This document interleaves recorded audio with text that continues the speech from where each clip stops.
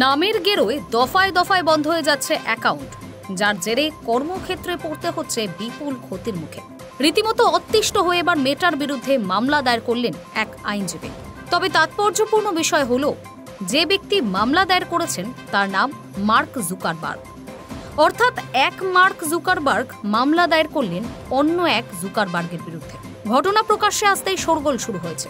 সংবাদ মাধ্যম সূত্রে জানা গিয়েছে, মার্ক জুকারবার্গ নামে ওই আইনজীবী আমেরিকার ইন্ডিয়ানার বাসিন্দা।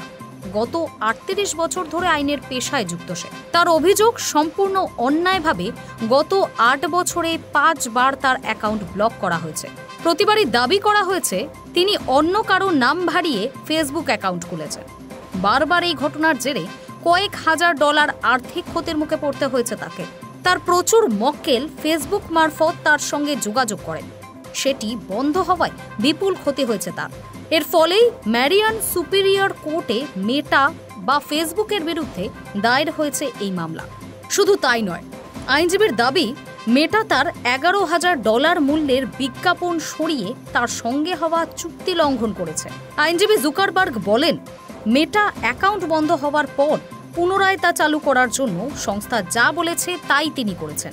ছবিযুক্ত আইডি, ক্রেডিট কার্ড এবং নিজের বেশ কয়েকটি ছবিও দেন।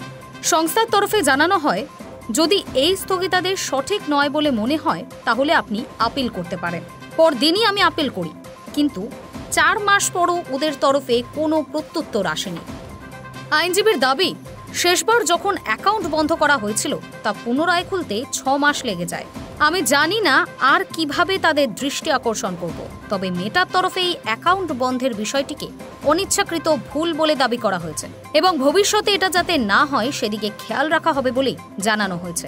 তবে আইনজীবীর অনুমান, হতে পারে মেটার প্রধান মার্ক জুকারবার্গের নামের সঙ্গে তার নামের মিল থাকার কারণে অ্যাকাউন্ট বন্ধ করছে সংস্থা। তবে এর জেরে তার পেশার বিপুল ক্ষতি হচ্ছে। Hi News network.